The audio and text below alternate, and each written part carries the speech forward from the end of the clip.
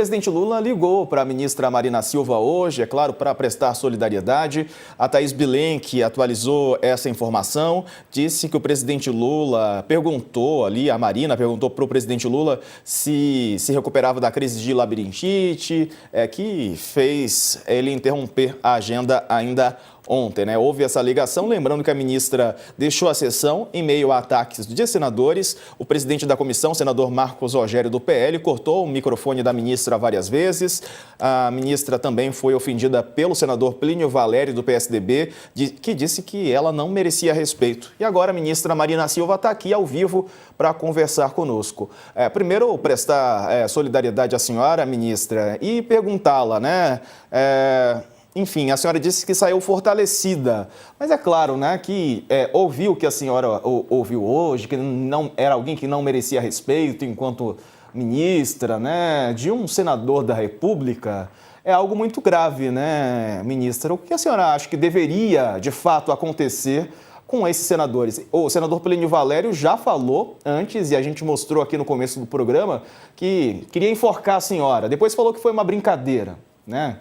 Não sei que tipo de brincadeira é essa. Mas, enfim, agora ele reforça mais uma agressão contra a senhora. Bem-vinda, boa tarde.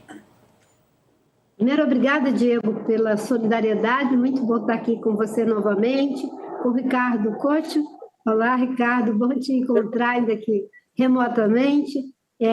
E com a Letícia Casado, né, Letícia? Muito bom também a gente poder conversar. Bem, é claro que é terrível você ser agredido, desrespeitado, você ser intimidado. Obviamente que é a tentativa de fazê-lo. Você, em determinadas situações, tem que ter uma atitude de preservar a dignidade. Não só a minha dignidade, mas a dignidade de todas as mulheres que muitas vezes passam por situação semelhante. Ponha-se no seu lugar, de tentar colocar palavras na nossa boca, atribuir responsabilidade que não temos, mesmo quando as responsabilidades são deles, desqualificação do nosso trabalho. Mas quando eu disse que saio fortalecida, é em primeiro lugar por perceber que a causa pela qual eu tenho me dedicado, e muitas pessoas nesse país inteiro têm se dedicado, nos mais diferentes campos, de empresários a cientistas, de cientistas a ambientalistas, de ambientalistas a trabalhadores, jornalistas, é uma causa que tem aderência na sociedade. E a sociedade tem se manifestado de forma muito solidária, inclusive com a tese que temos trabalhado de não deixar demolir o licenciamento ambiental brasileiro, sob pena de inviabilizarmos a proteção dos nossos recursos naturais, de prejudicarmos os interesses geopolíticos e econômicos do Brasil e de uma tentativa de voltar ao tempo de Balbina, aquela hidrelétrica terrível, de voltarmos ao tempo de Cubatão, onde não tinha regramento ambiental. Porque as pessoas falam na boca, não, todos não somos contra o meio ambiente, mas não pode ter licença feita considerando os impactos indiretos, que muitas vezes são maiores do que os impactos diretos. Não, somos contra o meio ambiente, mas o CONAMA não pode estabelecer regras gerais para os protocolos e procedimentos de licenciamento. Cada estado vai dizer o que é de alto impacto, médio impacto, baixo impacto, como se a natureza pudesse ser diferente no Acre ou no Rio de Janeiro. As leis da natureza, elas prevalecem em qualquer que seja a circunstância. Portanto, o que eles estão propondo é como uma guerra fiscal, onde cada um vai rebaixar mais para atrair investimento. Então, o fortalecimento é de ver que é uma causa que tem aderência e que a gente tem trabalhado muito para que economia e ecologia possam estar integrados. O combate às desigualdades esteja integrada à proteção do meio ambiente. E nós já estamos nessa direção, com o plano de transformação ecológica, com o Fundo Clima, com mais de 10 bilhões para os investimentos, o Ecoinvest, com mais de 21 bilhões para investimento, e outras frentes em que estamos trabalhando para gerar emprego, renda, vida digna, mas sem destruir os rios, as florestas, sem destruir o nosso patrimônio natural e prejudicar a vida das pessoas.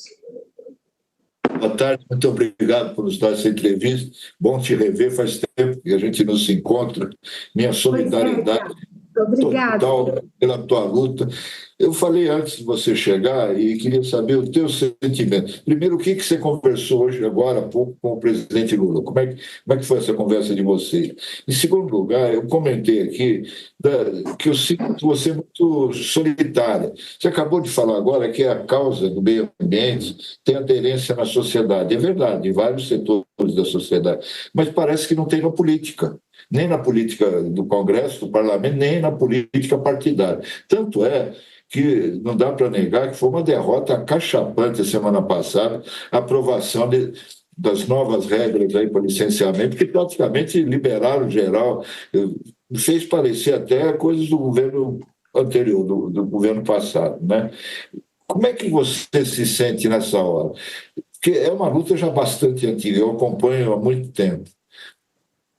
Não te dá um sentimento de solidão que às vezes você... De onde você tira? Você tem uma saúde frágil, essa resiliência, sabe? Essa determinação de seguir em frente apesar de todas as adversidades. De onde você tira isso? Como é que você se sente nesse momento depois do que aconteceu hoje? Bem, começando pela primeira parte, que você perguntou sobre o telefonema do presidente Lula, foi ele que ligou. A Janja também fez uma postagem, mandou um áudio para mim, porque eu estava no meio desse furacão, e vários colegas ministros também se solidarizaram, fizeram postagem. O presidente me ligou, e obviamente que eu, de manhã cedo, quando a minha assessora, a gente estava indo para o Congresso, falou, o Lula teve que ser hospitalizado. Eu levei um susto, porque eu não estava me preparando para a audiência, porque eu achava que ia ser um debate, não um embate, né? Fiquei boa parte do meu tempo me preparando para a audiência. Quando ela me disse isso, eu levei um susto. Mas quando ele me ligou, a primeira coisa que eu fiz, até me esqueci do episódio, e perguntei como é que o senhor está, né? E ele falou, eu fiquei melhor depois que você tomou a decisão de se retirar daquela audiência, não ficar aguentando, né, aquele tipo de agressão, você fez certo. E se solidarizando comigo. E por uma questão de justiça, eu sempre digo, a maior parte das coisas que nós conseguimos nesse momento agora, de desmonte total da agenda ambiental, foi o presidente Lula tomando a frente. Foi ele que assumiu na campanha que era desmatamento zero, foi ele que bancou que a NDC brasileira, de redução de emissão de CO2, ia ser ambiciosa, entre 59% e 67%, porque nós fizemos os estudos técnicos, levamos a proposta, mas chegou um momento que ele disse, não, nós vamos por esse caminho. É ele que está à frente da liderança, junto com o Haddad, comigo e outros colegas do Plano de Transformação Ecológica. Então, tem sido feito um esforço para a gente fazer essa junção entre economia e ecologia. E é engraçado que nós reduzimos desmatamento, Coxo, em 32% no país inteiro e 46% na Amazônia, com o agronegócio crescendo a 15%. O agronegócio não precisa do desmatamento como tinha no governo anterior, solto, para poder crescer. Conseguimos abrir mais de 300 mercados com a ajuda dessa queda do desmatamento, porque isso era um argumento forte de muitos para não querer abrir os mercados para os nossos produtos.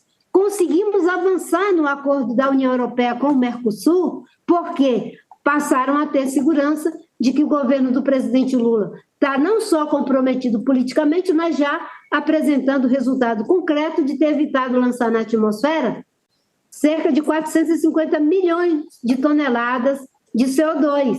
Então, eu estou dizendo que o presidente tem se colocado. Obviamente que é um governo de frente ampla, manejando uma situação complexa no Congresso, como a gente pode ver agora nesse episódio, e eu faço parte da frente ampla e tenho muita clareza da importância dos colegas que compõem a frente ampla. Mas, obviamente, que é preciso que haja a mesma compreensão em relação à agenda da proteção e do uso sustentável dos recursos naturais. Em relação a essa questão que você falou, né, de que tem essa dificuldade da agenda, ainda que tenha a adesão da sociedade, não tem a adesão dos partidos, ao longo da vida, eu fui verificando que os partidos foram, alguns no mérito de verdade, assumindo essa agenda. Antes era uma agenda, você sabe, do PV, né, de alguns partidos. Até mesmo dentro do PT, lá atrás, era eu, Chico Mendes, Jorge Viana, algumas pessoas. Mas hoje passou a ser uma agenda que faz parte do programa de todos os partidos do campo progressista ou da esquerda brasileira. E também de partidos do centro. Né? Uma parte do PSDB, o senador que me agrediu, ele não representa o conjunto do que é o PSDB. Tem algumas pessoas do PSDB que não pensam como ele, que inclusive da outra vez, quando ele disse que era difícil não me enforcar, ficando 6 horas e 10 minutos ao meu lado na comissão, uma vereadora lá do estado de Goiás, ela fez uma manifestação muito corajosa de solidariedade, né, à vereadora Ávila. E, nesse momento, o que nós estamos fazendo é ampliando cada vez mais essa compreensão, dialogando com os partidos, dizendo da importância dessa agenda, né? Só os negacionistas é que não vão assumir essa agenda. Tem 2 tipos que nunca vai assumir essa agenda: os negacionistas e os oportunistas. Os oportunistas, eles vão para onde tiver alguma vantagem individual ou para algum grupo restrito, né? As pessoas que têm cabeça sabem que é fundamental a proteção do meio ambiente. Quando eu digo cabeça, no sentido de pensamento estratégico, de verificar que sem os regramentos ambientais, a mudança do clima vai piorar cada vez mais a situação. O prejuízo é econômico, é social. Só por onda de calor morrem cerca de 500 mil pessoas a cada ano, só por onda de calor. Quando você junta enchentes, deslizamento, furacões, tufões, tudo que a mudança do clima está agravando, esse número aumenta de forma exponencial, sem falar nos prejuízos econômicos.